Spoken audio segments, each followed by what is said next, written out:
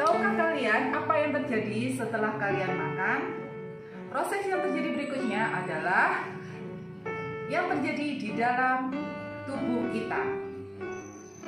Untuk lebih jelasnya, saya akan menjelaskan tentang organ pencernaan yang ada pada manusia, yaitu dimulai dari mulut, kerongkongan, lambung, usus halus, usus besar, dan yang terakhir adalah anus. Agar kalian lebih bisa memahami, mari kita simak video berikut ini. Ini dia teman-teman, gambar dari organ pencernaan manusia. Makanan masuk ke mulut, turun ke kerongkongan, dicerna di lambung. Terjadi penyerapan sari makanan di usus halus dan pembusukan sisa makanan di usus besar, kemudian dikeluarkan di anus. Ini urutannya. Mari kita bahas untuk detailnya dari organ pencernaan, mulai dari mulut.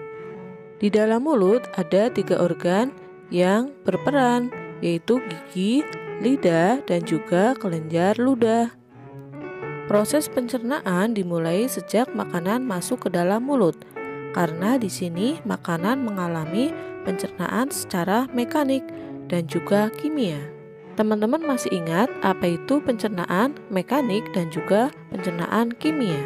Pencernaan mekanik dibantu oleh gerak fisik, sedangkan pencernaan kimia dibantu oleh enzim dalam menghancurkan atau menghaluskan makanan.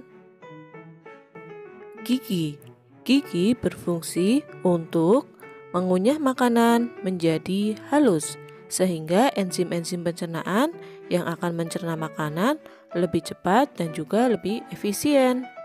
Jenis gigi yang kita punyai ada 4, yaitu gigi seri, gigi taring, gigi geraham depan, dan juga gigi geraham belakang. Masing-masing jenis gigi ini mempunyai fungsinya sendiri. Gigi seri berbentuk seperti pahat, fungsinya untuk memotong dan menggigit makanan. Gigi taring seperti pahat runcing, fungsinya untuk merobek makanan.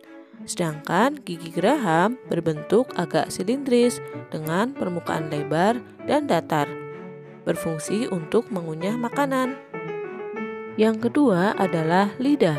Lidah fungsinya untuk mengaduk makanan di dalam rongga mulut dan membantu mendorong makanan sampai tertelan ke kerongkongan. Selain itu, lidah juga berfungsi sebagai indera perasa, sebagai alat pengecap yang dapat merasakan 4 rasa: manis, asin, asam, dan juga pahit. Inilah bagian-bagian dari lidah yang dapat merasakan 4 rasa. Bagian ujung merasakan manis, bagian samping merasakan asin dan juga asam, dan bagian pangkal merasakan rasa pahit. Berikutnya adalah kelenjar ludah. Fungsinya itu adalah untuk menghasilkan ludah atau air liur, atau juga disebut juga dengan saliva, yang fungsinya untuk membasahi dan melumasi makanan, sehingga memudahkan penelanan makanan. Selain itu, ludah juga berfungsi melindungi selaput mulut terhadap panas, dingin, asam, dan juga basah. Makanan dari mulut selanjutnya adalah turun ke kerongkongan. Kerongkongan juga disebut dengan esofagus. Kerongkongan merupakan saluran penghubung antara rongga mulut dan juga lambung. Pada kerongkongan tidak terjadi proses pencernaan karena kerongkongan berfungsi sebagai jalan bagi makanan yang telah dikunyah dari mulut menuju ke lambung. Makanan yang berada di kerongkongan hanya sekitar 6 detik. Kemudian otot kerongkongan akan berkontraksi secara bergelombang dan mendorong makanan masuk ke dalam lambung.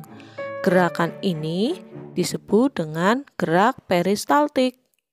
Gerak mendorong makanan untuk sampai ke dalam lambung. Setelah makanan masuk ke dalam lambung, di dalam lambung, makanan akan dicerna secara kimia. Di dalam lambung ada 3 enzim, yaitu pepsin, renin, dan juga asam klorida. Pepsin berfungsi untuk mengubah protein menjadi pepton. Renin berfungsi untuk mengubah kaseinogen menjadi kasein, dan asam klorida untuk membunuh kuman-kuman penyakit. Berikutnya adalah usus halus atau intestinum, merupakan tempat terjadinya proses pencernaan yang paling panjang. Disinilah terjadi penyerapan sari-sari makanan. Usus halus terdiri dari 3 macam, duodenum, jejunum, dan juga ileum, atau usus 12 jari, usus kosong, dan usus penyerapan. Dari usus halus lanjut ke usus besar. Tadi sari makanan sudah diserap di usus halus. Selanjutnya adalah sisa-sisa dari pencernaan yang akan berubah jadi fases.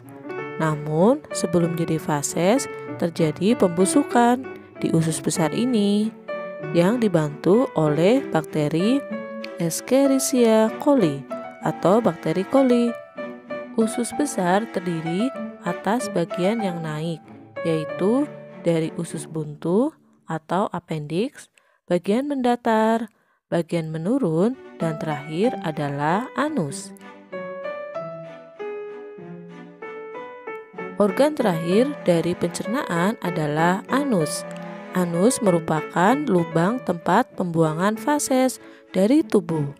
Sebelum dibuang melalui anus, fases ditampung terlebih dahulu pada bagian rektum, lanjut keluar melalui anus. Itulah proses pencernaan dari awal sampai akhir, dari mulai rongga mulut sampai anus. Jelas kan anak-anak hebat? Dari video yang Ustazah sampaikan, semoga kalian bisa memahami tentang sistem pencernaan manusia. Semoga bermanfaat. Assalamualaikum warahmatullahi wabarakatuh.